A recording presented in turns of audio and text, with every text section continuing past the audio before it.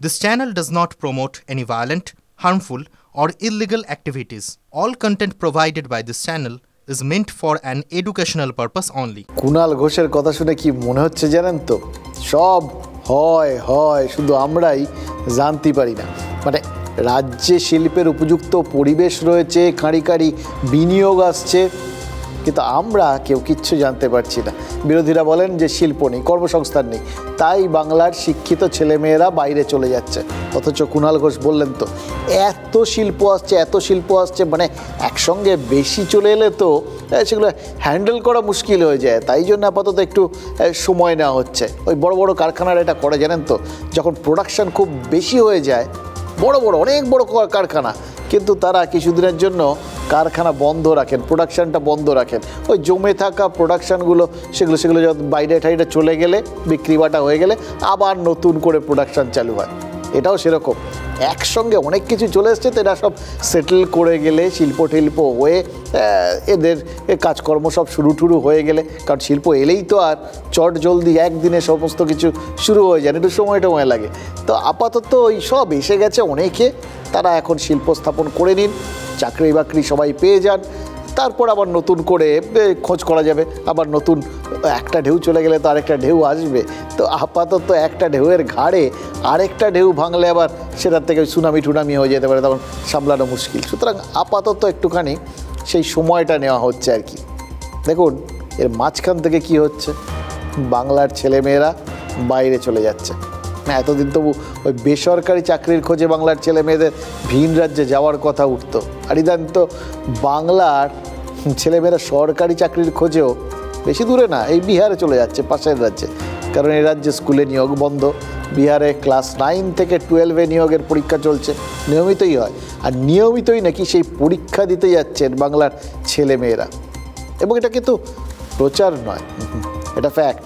আমরাই দেখেছি আপনাদের ওই পাটনার পরীক্ষা কেন্দ্রের বাইরে বাংলার থেকে যাওয়া ছেলেমেয়েরা কীভাবে লাইন দিয়ে দাঁড়িয়ে রয়েছেন। এবার বিরোধীরা বলেন যে রাজ্যে কাজের সুযোগ নেই বলেই বাংলার শ্রমিকরা পরিযায়ী হয়ে যাচ্ছেন। আমরা দেখেছিলাম ভোটের পর মালদা মুর্শিদাবাদ থেকে ট্রেন ভর্তি পরিযায়ী শ্রমিক দক্ষিণ ভারতে চলে যাচ্ছেন।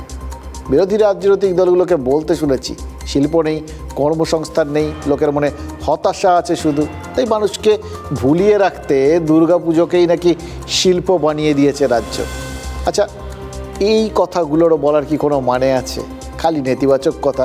দুর্গাপুজো যে শিল্প, সে নিয়ে কোনো সন্দেহ আছে?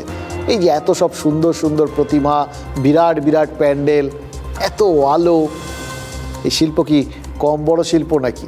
আর ইউনেস্কো স্বীকৃতি দিয়ে দেওয়ার পর আমাদের দুর্গাপুজো তো এখন একেবারে এক্সপোর্ট কোয়ালিটির হয়ে গেছে। ফলে এখন আমরা 1 মাস ধরে দুর্গাপূজা করি, প্রচুর লেনদেন হয়, আর একটু ভালো সার্টিফিকেট পেয়ে গেলে সেটাকে হয়তো আমরা সারা বছরের পুজো করে দেবো। ভাবুন তো, লক্ষ্মী ঠাকুর, সরস্বতী ঠাকুরকে আমরা বছরভর কিন্তু সেক্ষেত্রে মামা বাড়িতে রেখে দেবো। বাকিদের কথা বাদ দিন, শুধু যদি লক্ষ্মী ঠাকুর আর গণেশ ঠাকুর একবার যদি পাকাপাকিভাবে তার এই বাংলার মামা বাড়িতে আসন পেতে বসেন, তাহলে বাংলার কত লাভ ভাবুন তো, বলুন তো। আর কতদিন শুধু ওই ভাণ্ডারে লক্ষ্মী খুঁজবে বাঙালি? আরে মজা নয়, সিরিয়াসলি ভাবুন, ভেবে দেখুন যে সারা বছর যদি পুজো হয় তাহলে কত শিল্প হবে। এই তো গত বছর দুর্গাপুজোর পর রাজ্য সরকার নিজে জানিয়েছিল 80,000 কোটি টাকার শিল্প হয়েছে। তার মানে কি, শিল্প বলতে আমরা যা বুঝি শুধু সেই ভাবনাটা খুব স্টিরিওটাইপ, গদবাঁধা, তার বাইরেও অনেক কিছু আছে।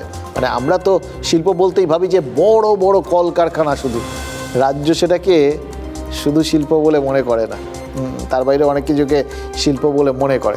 দেখুন ওই সত্যি কথা, সেটার মধ্যে কিন্তু খুব ভুললেই, শিল্প বলতে শুধু যে বড় কারখানা সেটা তো নয়, ক্ষুদ্র আর মাঝারি শিল্পও তো শিল্প। এবছর বিশ্ববঙ্গ বাণিজ্য সম্মেলন না হলেও রাজারহাটের ওই কনভেনশন সেন্টারে শিল্প মেলা হবে। মুখ্যমন্ত্রী বলেছেন সেখানে রাজ্যের ছোট আর মাঝারি শিল্পকে শোকেস করতে হবে। ছোট আর মাঝারি শিল্পে বাংলা কিন্তু সত্যি এগিয়ে, এটাকে যে যাই বলুন অস্বীকার করতে পারবেন না। কিন্তু ছোট শিল্পে তো কর্মসংস্থানের সুযোগটাও ছোট্ট। ভারী শিল্প না হলে রাজ্যে কাজের ভারী সুযোগ কি করে তৈরি হবে? বড় শিল্প জরুরি বলেই তো এত বড় একটা বাণিজ্য সম্মেলনের আয়োজন করার পাশাপাশি যখনই সুযোগ এসছে বিদেশ সফরে গেছেন মুখ্যমন্ত্রী। গত বছরই তো শিল্প সম্মেলনের আগে দুবাই আর স্পেনে গেছিলেন মমতা বন্দ্যোপাধ্যায়, তখন তো মুখ্যমন্ত্রীর সফর সঙ্গী ছিলেন সৌরভ গঙ্গোপাধ্যায়ের মতো খেলোয়াড়। এর সবথেকে বড় কারণ সৌরভ তখন শিল্পপতি হিসেবে গেছিলেন, কিন্তু সৌরভ যে আমাদের রাজ্যের একজন রোল মডেল, এটা নিয়ে তো আইকন, এটা নিয়ে তো অস্বীকার করার কিছু ব্যাপার নেই। এবার যখন মুখ্যমন্ত্রী রাজ্যের সেরা আইকনকে নিয়ে যান বিশ্বের দরবারে, তখন তো বোঝা যায় যে তিনি কতটা সিরিয়াস, লোকে বিদেশের লোকজনকে কত বড় বার্তা দিতে চাইছেন। আর তার থেকেও বড় বার্তাটা তো সৌরভ দিয়েছিলেন। সেই স্পেনে বসে, বিদেশে বসে তিনি ঘোষণা করেছিলেন এই রাজ্যের শালবনীতে শিল্প কারখানা হবে, তিনি বিনিয়োগ করছেন। কয়েকদিন আগে সৌরভ অবশ্য জানিয়েছেন যে শালবনী না, তার কারখানা হবে গড়বেতায়, কিন্তু যেখানেই হোক, একটু এদিক থেকে ওদিকে, ওই স্পেন থেকে সবই কাছাকাছি। কিন্তু ভারী শিল্প যদি অত জরুরি না হতো, মুখ্যমন্ত্রী কি দুবাই বা স্পেনে যেতেন, নাকি সৌরভ গাঙ্গুলি স্পেনে গিয়ে এইভাবে শিল্পের ঘোষণা করতেন? উল্টোটাও ভাবুন, ভারী শিল্প যদি জরুরি না হতো, তাহলে এত বছর পরেও কি তৃণমূলকে ওই সিঙ্গুর থেকে টাটাদের তাড়ানোর গঞ্জনাটা সহ্য করতে হতো? একটা লোকেরও চাকরি বাকরি হচ্ছে না। অতএব এখানে একটা তৈরি করা কারখানা ডিনামাইট দিয়ে সিঙ্গুরে উড়িয়ে দেওয়া। সত্যি বলছি, এত কথা এতদিন ধরে শুনতে হবে জানলে না, ওই ন্যানো স্বপ্নকে হয়তো এইভাবে চুরমার হতে দিত না তৃণমূল। এত বছর ধরে গা থেকে কিছুতেই ওই যতই ঘষছে শিল্প বিরোধী তকমাটা কিছুতেই তোলা যাচ্ছে না, অথচ তোলার চেষ্টা তো প্রতিনিয়ত চলছে। ঘষতে ঘষতে ছাল চামড়া উঠে যাওয়ার জোগাড়। আর সিঙ্গুরের মানুষও, তারা কারখানার জমিতে সর্ষে ফুল না, ধোঁয়া উঠতে দেখতে চাইতে পারতেন। তারা হয়তো এতদিন দেখতে পারতেনও। তৃণমূল কী বলেছিল?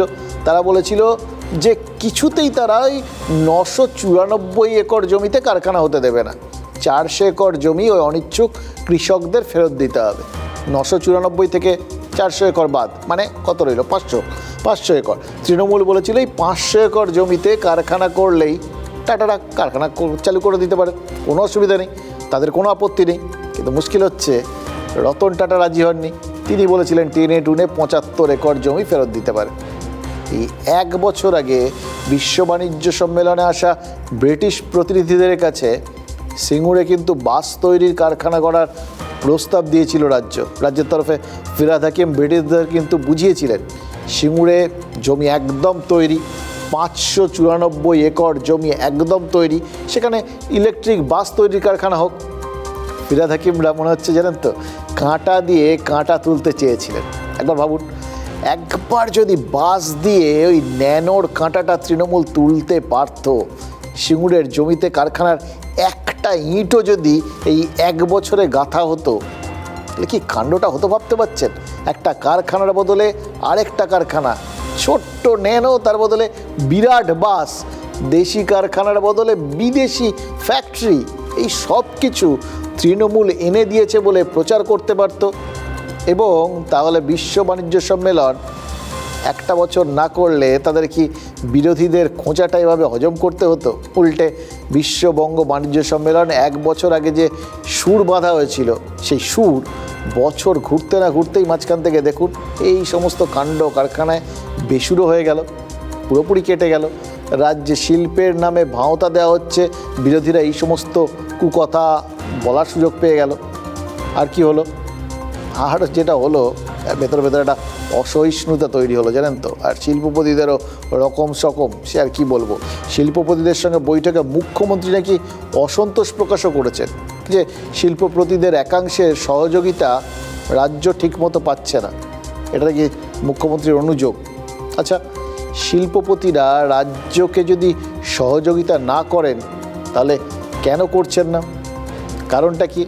রাজ্যের কোনো ভূমিকায় শিল্পপতিরা কি অসন্তুষ্ট? দেখুন, মমতা বন্দ্যোপাধ্যায়কে অনেক সময় বলতে শুনেছি যে শিল্পপতিদের কোনো রকমভাবে বিরক্ত করা যাবে না, কলকারখানায় জুলুমবাজি করা যাবে না। তারপরে অবশ্য দেখেছি যে ওই আসানসোল বা হাওড়ার মতো জায়গায় বিভিন্ন কারখানায় তৃণমূলের শ্রমিক সংগঠনের বিরুদ্ধে গাজোয়ারি, জুলুমবাজি এ সমস্ত অভিযোগ উঠেছে। এই সমস্ত কারণেই কি শিল্পপতিরা একটু অসন্তুষ্ট? মানে মুখ্যমন্ত্রী যা চাইছেন নিচের তলার লোকজন তার উল্টো করছেন। এই কোথাও গিয়ে ওপর নিচের মধ্যে একটা গ্যাপ বা কোঅর্ডিনেশনের অভাব, এইটা দেখেই কি শিল্পপতিরা একটু অস্বস্তিতে রয়েছেন বা বিরূপ হচ্ছেন? আরও একটা প্রশ্ন, এই যে দেখছেন রেগুলার বেসিসে এপাশ ওপাশের গণ্ডগোল, ভোট পূর্ব ভোট পরবর্তী হিংসা, এসব কি শিল্পপতিদের চিন্তায় রেখেছেন? এই যে ভোটকে কেন্দ্র করে হিংসা টিংসা না, এই জিনিসগুলো যে কোনো শিল্পপতি বা শিল্পক্ষেত্র একটু এড়িয়ে চলে, কারণ এটার মাধ্যমে সমাজ ব্যবস্থাটাই একটু নড়বড়ে হয়ে যায়, অনিশ্চয়তা তৈরি হয় এবং সুস্থ পরিবেশটা যে আর সুস্থ থাকে না। হিংসা হলে যখন লোকজন হাসপাতালে ছোটে তখন কি আর তাদের সুস্থ বলা যায়? ফলে তারা তো সমাজেরই অঙ্গ, ফলে সমাজ পরিস্থিতি পরিবেশ সবই অসুস্থ হয়ে পড়ে। এটা কি শিল্পপতিদের কোনোভাবে চিন্তায় রেখেছে? তারা কিন্তু শিল্পের জন্য এরকম সুস্থ পরিবেশ চান, একদম ফিট পরিবেশ, নাকি এর বাইরেও আরও কোনো কারণ আছে? দেখুন, গত কয়েক মাসে রাজ্যের বেশ কিছু শিল্পপতির বাড়িতে ইডি, আয়কর দপ্তরের মতো কেন্দ্রীয় এজেন্সি হানা দিয়েছে। মুখ্যমন্ত্রী কিন্তু বলেছেন রাজ্যের শিল্পপতিদের ভয় দেখাচ্ছে কেন্দ্র। আচ্ছা, শিল্পপতিরা কি সত্যি ভয় পেয়ে গেলেন নাকি? এটা কিন্তু জানা দরকার, কারণ এগুলো সবকটায় আলটিমেটলি তো আপনার আমার ইস্যু, আমাদের ইস্যু। কৃষি বনাম শিল্প ভিত্তি ও ভবিষ্যতের তুমুল টানাপোড়েনের মধ্যে দিয়ে এসেছিল পরিবর্তন। 13 বছর পর সেই পরিবর্তনের জমানাতেও আবেদনটা বদলালো না। Come and invest Bengal. My open invitation to all the industry friends. শিল্পের আবেদন আর শিল্পর অগ্রগতি, এই দুয়ের সহাবস্থান এখনও স্পষ্ট হচ্ছে না বিরোধীদের কাছে। ঘোষণা অবশ্য হয়েছে, সিঙ্গুরের স্বর্ণহাব থেকে শালবনীতে ইন্ডাস্ট্রি, ঘোষণা আর বাস্তবের ফারাক রয়েছে বলছে বিরোধীরা। এই শালবনীতে একদিন কিছু ছিল না, এখানে আমরা একটা বড় ইন্ডাস্ট্রি তৈরি করছি। শালবনীতে আবার একটা বড় ইন্ডাস্ট্রি তৈরি হবে। মৌ চুক্তিতে একটা ইট, মৌ চুক্তির ফলশ্রুতিতে একটা ইট রাজ্যের কোথাও পড়ে না, কাটোয়ায় পড়েছে না, শালবনীতে পড়েছে না, শিলিগুড়িতে পড়েছে, কোথাও পড়ে। শুধু বাংলা বা দেশের শিল্পপতি নন, রাজ্য সরকার ছুটে গিয়েছে বিদেশেও। We have every infrastructure. Only your presence is required. কখনো শিল্প বৈঠক, কখনো বিশ্ব বঙ্গ বাণিজ্য সম্মেলন, চেষ্টার কমতি হয়নি কখনো।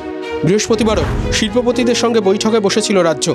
সূত্রের খবর, সেখানেই মুখ্যমন্ত্রীর আবেদন, শিল্পপতিদের কাছে আরও বেশি সহযোগিতা আশা করছি, শিল্প স্থাপনে কোনো অন্তরায় হবে না, সবসময় পাশে রয়েছি।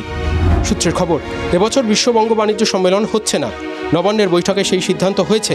2023 নভেম্বরে বিজিবিএস হয়েছিল, তাই এবার বিজিবিএসের বদলে শোকেস ওয়েস্ট বেঙ্গল হবে। 20 সেপ্টেম্বর থেকে 6 অক্টোবর বিশ্ব বাংলা কনভেনশন সেন্টারে সেই কর্মসূচি রয়েছে। মুখ্যমন্ত্রী বুঝতে পারছেন যে এই লোক দেখানো জিনিসটা আর বেশি দিন কাজ করছে, মানুষকে বোকা বানানো যাচ্ছে, ফলে যাতে বোকা বানানো যাচ্ছে না আর নতুন করে বোকা বানানো যাবে না, এই ভাবনাতে আসলে উনি এইবারের এইসব প্রক্রিয়াটা বন্ধ রেখেছেন বলে আমার ধারণা। পাল্টা সরকারের দাবি, ক্ষুদ্র মাঝারি শিল্পে ব্যাপক কর্মসংস্থান হয়েছে। এছাড়াও ভারী শিল্পের জন্য ল্যান্ড ব্যাংক করা হয়েছে, শিল্পবান্ধব পরিকাঠামো রেডি রয়েছে। তারপরেও শিল্প আসছে কি? শ্বেতপত্র প্রকাশের প্রস্তুতির কথা জানা গেলেও কবে প্রকাশ হবে শ্বেতপত্র তা এখনও স্পষ্ট নয়। তবে রাজ্যের স্পষ্ট অভিযোগ, শিল্পপতিদেরও রাজনৈতিক প্রতিহিংসার শিকার হতে হচ্ছে। গত কয়েক বছর ধরে এই অভিযোগও সামনে এনেছেন খোদ মুখ্যমন্ত্রী। All the businessmen are being harassed by some agencies in so many times, but it is a political vendetta. You don't care for that. If anything happens, you take care for lawyer and you take care for judiciary. গত 13 বছরে তৃণমূল যতগুলো vote লড়েছে, কোনো ভোটের প্রচারে এইখানে শিল্প করেছে তৃণমূল, ফলে তৃণমূলকে ভোট দিতে হবে, এরকম প্রচার তৃণমূলের নেতারা করতে পারে। নির্বাচন তো হয়ে গেছে, দিব্যি এখন বিজিবিএস করা হতো, কিন্তু মুখ্যমন্ত্রীও ভাবছেন বারবার আমি যাচ্ছি করছি, শিল্পপতিদের ডেকে নিয়ে এসে তাদেরকে বিরিয়ানি খাওয়াচ্ছি, কিন্তু লাভটা কি হচ্ছে? এখন হয়তো আমরা চপ শিল্পর কথা শুনবো, কুটির শিল্প মানে তো চপ শিল্প, গান বাজনা হবে, মুখ্যমন্ত্রীর পিয়ানো বাজাবে, ওটাই শিল্প চলবে পশ্চিমবঙ্গে।